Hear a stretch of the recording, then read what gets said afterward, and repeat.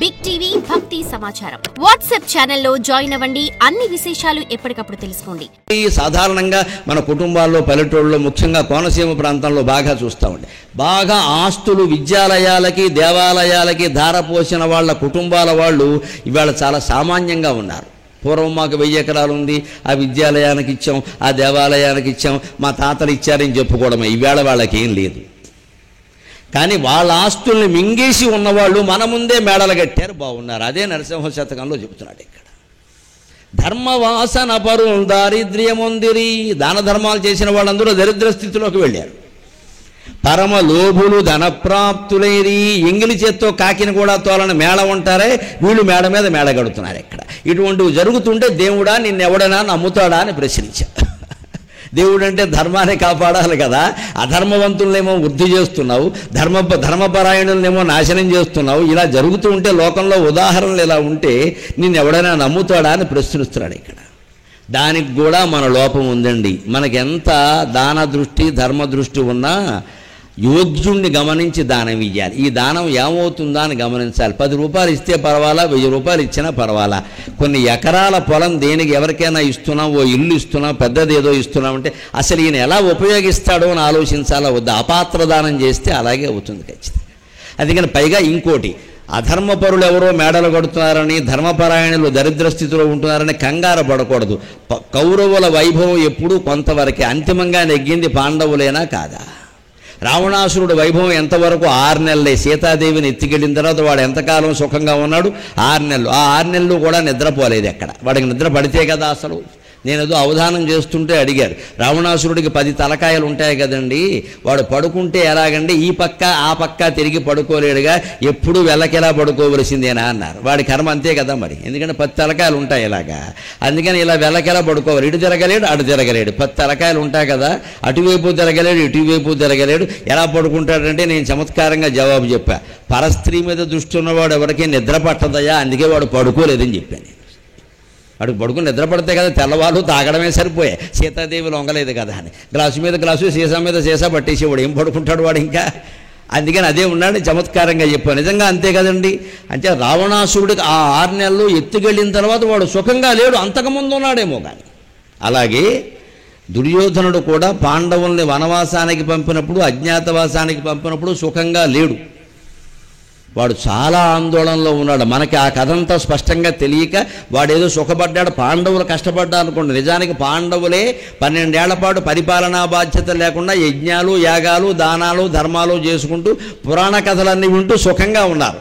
మార్కండేయ మహర్షి, బృహదశ్వ మహర్షి అందరూ వచ్చి ధర్మరాజుకి పెట్ట కథలన్నీ చెప్పారు. సుఖంగా కూర్చుని విన్నాడు, ఏ పని లేదు ఆయన, సుఖంగా కూర్చున్నాడు. దుర్యోధనుడి పరిస్థితి ఏమిటో తెలుసా? భారతంలో ఒక చోట తెలుస్తుంది ఆ పరిస్థితి. అప్పుడు చెప్పడు వ్యాసుడు, తర్వాత చెబుతాడు.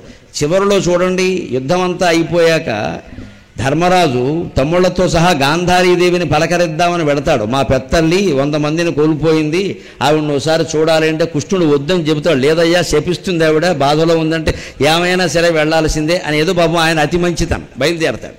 అందరికంటే ముందు కృష్ణుడు బయలుదేరతాడు అక్కడికి, ఇంటికి వెళ్ళిన తర్వాత. ఎందుకంటే అక్కడ ఏం జరుగుతుందో ఆయనకి తెలుసు, ధర్మరాజుకు తెలియదు. గాంధారీదేవి శపించింది, కృష్ణుడిని శపించింది. భయంకరమైన శాపాన్ని కృష్ణుడు భరించాడు. ధర్మరాజుకు శాపం తగలని ఇలా భక్తుల్ని అలా కాపాడతాడు భగవంతుడు. ఆ పైన ధృతరాష్ట్రుడు అందరినీ దగ్గరికి రండి దగ్గరికి రండి దగ్గరికి రండి అని కౌగులించుకుంటూ ఉంటే భీముడిని దగ్గరికి రమ్మన్నాడు. ఈయన గారు పెద్ద వెళ్ళిపోతున్నాడు. ఇక్కడ ఏదో పెద్ద నెంబర్ 1 బహుమతి ఇస్తే చూడండి, పాఠశాలలో పోటీలు పెడితే నెంబర్ 1 ప్రైజ్ వారణాసి సుబ్బారావు అనగానే నేనే అని వెళ్ళిపోతున్నాడు. ఈయన ఇక్కడ చచ్చిపోతాడు అన్యాయంగా. ధృతరాష్ట్రుడు భీముడిని రమ్మంటున్నాడు అంటే ముద్దెట్టుకుంటాడా? భీముడికి ఆలోచన ఉండద్దా? తిండి తినగానే సరిపోయిందా? వాడు కొడుకుల్ని 100 మందిని వీడే చంపాడు కదా, వాడు పురస్కారం ఇస్తాడంటే వీడికి ఆలోచన లేకుండా ఈయన వెళ్ళిపోతున్నాడు. నా పెద్దనాన్నకి ఎంత ప్రేమో నన్ను రమ్మండు, ఊరుకో వెర్రిమోహమా అన్నాడు. భీముడిని వెనక్కి గెంటి అప్పటికప్పుడు హృదయంలో స్మరించి ఉక్కు భీముడు విగ్రహాన్ని పెట్టాడు అక్కడ. తాత మామ ఇదిగో ఇదిగో ఇదిగో అని ధృతరాష్ట్రుడిని తనే చెయ్యి పట్టుకుని తీసుకొచ్చి ఉక్కు భీముడిని కౌగులించుకునేలా చేస్తే 2 నిమిషాల్లో ఉక్కు భీముడు తుక్కు భీముడు అయిపోయాడమ్మా. అది ధృతరాష్ట్ర మహారాజు అంటే. వాడు యుద్ధం చేసుంటే పరిస్థితి ఎలా ఉండేదో చూడండి. భీముడికి 10,000 ఏనుగుల బలం ఉంది, ధృతరాష్ట్రుడికి 50,000 ఏనుగుల బలం ఉంది. వాడు గుడ్డాడు కాబట్టి సరిపోయింది. లేకపోతే వీళ్ళంతా ఇప్పుడు ధృతరాష్ట్రుడు బలరాముడు ఇద్దరు చెరోపక్షంలో యుద్ధం చేస్తుంటే వాళ్ళు ఒకడు మిగిలేవాడు, ఒకడు పోయేవాడు, లేకపోతే ఇద్దరు పోయేవారు. ఇంక మిగిలిన వాళ్ళ పని లేదు అసలు. వీళ్ళిద్దరూ అంత బలవంతులు. ఈయన గుడ్డివాడు కారణంగా దూరంగా ఉన్నాడు, ఆయన దుర్యోధనుడి మీద అభిమానం కారణంగా, కృష్ణుడి మీద అభిమానం కారణంగా ఆయన దూరంగా ఉన్నాడు. అందువల్ల యుద్ధం అన్నాళ్ళు నడిచింది. బలరాముడు ధృతరాష్ట్రుడు పాల్గొని ఉంటే వన్ డే మ్యాచ్ అయ్యేది, ఇంక అన్నేళ్ళు జరిగే పని లేదు అక్కడ. అంత బలవంతుడు. అప్పుడు ఒక రహస్యం ఎలా తెలుస్తుంది అంటే, ఈ విగ్రహం ఎక్కడది? భగవంతుడు కూడా లేని విగ్రహాన్ని సృష్టించడు. ఆ విద్యలు రకరకాలుగా ఉంటాయి. అణిమ, మహిమ, లహిమ, ప్రాప్తి, ప్రాకామ్యం, ఈశత్వం అంటారు. ప్రాప్తి అంటే ఉన్న వస్తువు ఎక్కడో ఉంటే ఇక్కడికి తీసుకురావడం. వస్తువు ఎక్కడో ఉంటుంది, కొత్తదేం కాదు, అది ఎక్కడో ఉంటుంది, ఒక గదిలో ఉంటుంది, దాన్ని ఇక్కడికి తీసుకురావడం ప్రాప్తి. కొందరు గొలుసులు ఉంగరాలు సృష్టించి భక్తులకు ఇస్తూ ఉంటారు. వాళ్ళ దగ్గరికి ఇచ్చిన ఉన్న విద్య ఒకవేళ ఉంటే వాళ్ళు ఏ జేబులోనో దాచి ఇస్తే అది వేరే విషయం. కొంతమంది దగ్గర ఉంది, మహానుభావుల దగ్గర ఉంది ఆ విద్య, నాకు తెలుసు. కానీ వాళ్ళు సృష్టించలేదు దాన్ని. అక్కడ ఉంది, పూర్వం పైన గదిలో ఉంది, దాన్ని ఇక్కడికి తెచ్చారు. అది ప్రాప్తి అంటారు. ఆ విద్య ఉంది, అక్కడున్న వస్తువు ఇక్కడికి వస్తుంది, అక్కడ సూక్ష్మ అణువులుగా మారుతుంది, ఇక్కడ మళ్ళీ గొలుసుగా ఉంగరంగా మారుతుంది అంతే. కానీ వస్తువును వాళ్ళు ఏమి దొంగ వస్తువు కాదు, అది చాలా కాలం ఉంటుంది, అభ్యంతరం వల్ల. దాన్ని ప్రాప్తి అంటారు. శ్రీకృష్ణుడు మహాయోగి కాబట్టి ఆ ప్రాప్తి అనే విద్యను ఉపయోగించి దుర్యోధనుడి మందిరంలో ఉన్న భీముడి విగ్రహాన్ని ఇక్కడికి తెచ్చాడండి. దుర్యోధనుడి మందిరంలో ఎందుకుంది? వాడు సుఖంగా లేడు అనడానికి ఇది ఉదాహరణ. వ్యాస భారతం చదివితే అర్థమైంది నాకు. ఇది నన్నయ్య భారతంలో ఉండదు ఈ విషయం.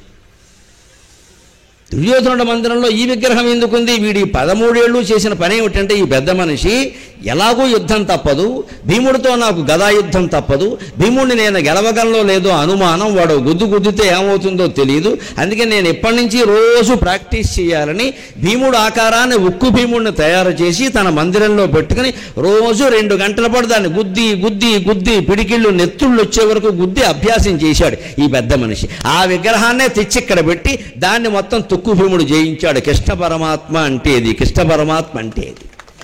భగవంతుడు లీలలు అనంత హేతువులు. నువ్వెక్కడ నిర్వచిస్తావయ్యా? నోరు మూసుకుని ఆయన స్మరిస్తూ ఉంటే సరిపోయాయి మనస్సులో. మనం ఆయనకి బాధ్యత అప్పగిస్తే ఏమైనా చేస్తాడు ఆయన. ఇలా చేశాడు విచిత్రంగా. ఈ ఉక్కు భీముడు సృష్టించలేదు, కొత్త సృష్టి కాదు, దుర్యోధనుడి మందిరంలో ఉన్న విగ్రహమే. వాడి దగ్గర ఎందుకుంది? 13 ఏళ్ళు ఈ పెద్ద మనిషి చేసిన పని ఏమిటంటే, అన్నం మానేసి నిద్ర మానేసి దాన్ని గుద్దుతూ కూర్చున్నాడు. ఎప్పుడో 14 ఏళ్ల తర్వాత కుదరడం కోసం. ఏమనాలి వీడిని? వాడు సుఖపడ్డాడంటారు, పొరపాటు మాట. సుఖపడలేదమ్మా, వాడు నిద్ర పట్టలేదు, భార్యా సౌఖ్యం లేనే లేదు. ఎందుకంటే భానుమతి వీడిని దగ్గరికి రానేది. వీడు దుర్మార్గుడు. వీడికి అసలు మనసులో సౌఖ్యం గొడవ లేదు. ఇంకా పాండవులు అసూయ, ఎంతసేపు ఇదే గొడవ. అసూయ ఉన్నవాడికి అర్థంగా ఏమిటి? అర్థం లేనమాట ఉండదు. అంచేత మనం పొరపాటున లోకంలో ఏమనుకుంటామంటే, వాడు చూసుడు జనవాస్తి మింగేశాడు, స్థలాలన్నీ ఆక్రమించాడు, ఎలా ఉన్నాడో మేడ మీద మేడ కడుతున్నాడు. నువ్వు అనుకుంటున్నావయ్యా, వాడు ఒంట్లో బీపీ ఉంది, షుగర్ ఉంది, పొద్దున్న 30 బిళ్ళలు, సాయంత్రం 30 బిళ్ళలు మింగుతున్నాడు. వాడి కొడుకు వాడికి పరమ శత్రువు. వీడు రహస్యాలన్నీ బయటపెట్టడానికి సిద్ధంగా ఉన్నాడు. వాడు వేరే పార్టీలో చేరాడు. ఇంతకంటే క్షోభ ఉందా వాడికి? ఇది శిక్ష. కొడుకు తండ్రి నచ్చలేదనుకోండి, వేరే పార్టీలో చేరతాడు. అక్కడి నుంచి ఈయన రహస్యాలన్నీ అక్కడ బయట పెడతాడు. లేకపోతే ఈయన వ్యాపారం అనుకోండి, వేరే వ్యాపారంలో చేరతాడు, ఈయన రహస్యాలు బయట పెడతాడు. ఇప్పుడు ఇంత ఆస్తులు సంపాదించిన వాడికి సుఖం ఉందా అండి? లేదు కదా. అంచేతన ఎప్పుడూ అధర్మపరులు లోకంలో సుఖపడరు. మనం అమాయకుల్లా ఆలోచించక్కర్లా. వాడు తాత్కాలికంగా మేడలు కట్టచ్చు, డబ్బు సంపాదించవచ్చు, కానీ ప్రాణానికి మాత్రం సుఖం ఉండదు. అంచేత మనం ధర్మపరులుగానే ఉండాలి ఖచ్చితంగా. ఇంకో దృష్టికి మనం పోకూడదు. పుణ్యవంతులు రోగభూత పీడితులైరి, దుష్టమానవులు త్వర్ధిష్ణులైరి. పుణ్యాత్ములైన వాళ్ళకి రోగాలు వస్తున్నాయి, దుర్మార్గులైన వాళ్ళు హాయిగా వెలుగొందుతూ కనపడుతున్నారు. ఇది కూడా ఎందుకు చెబుతున్నా అంటే, బాధతో చెప్పేమాట. తాత్కాలికంగానే పుణ్యాత్ములకి రోగాలు వస్తాయి, పాండవులకు కష్టాలు వచ్చినట్టే.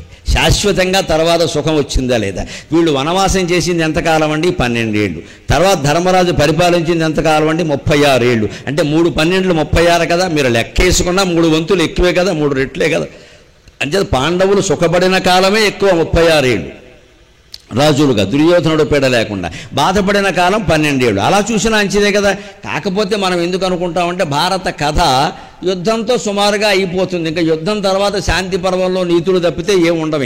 ఇంకేం చదవం, మంగళహారతి నైవేద్యమే ఉంటాయి. ఇంకా అందుకని మనం పాండవుల పరిపాలన, వాళ్ళు సుఖపడిన విధానం, వాళ్ళ వైభవం, ఇవన్నీ మనకంత మనస్సులోకి ఎక్కవు, మిగిలిన కథ ఎక్కినట్టుగా. కానీ ధర్మరాజు చాలా కాలం పరిపాలించాడు, 36 ఏళ్ళు పరిపాలించాడు. బాగానే ఉన్నాడు హాయిగా. ఆయన వైభవం ఆయనకుంది. అభ్యంతరం వెళ్ళ.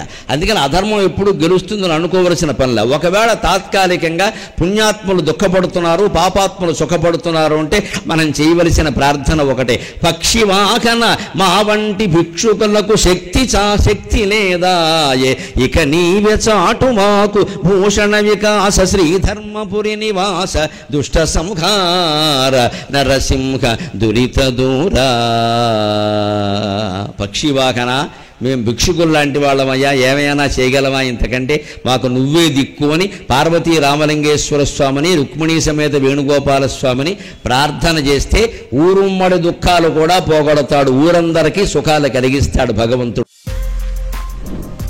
For more videos like this, subscribe Big TV channel.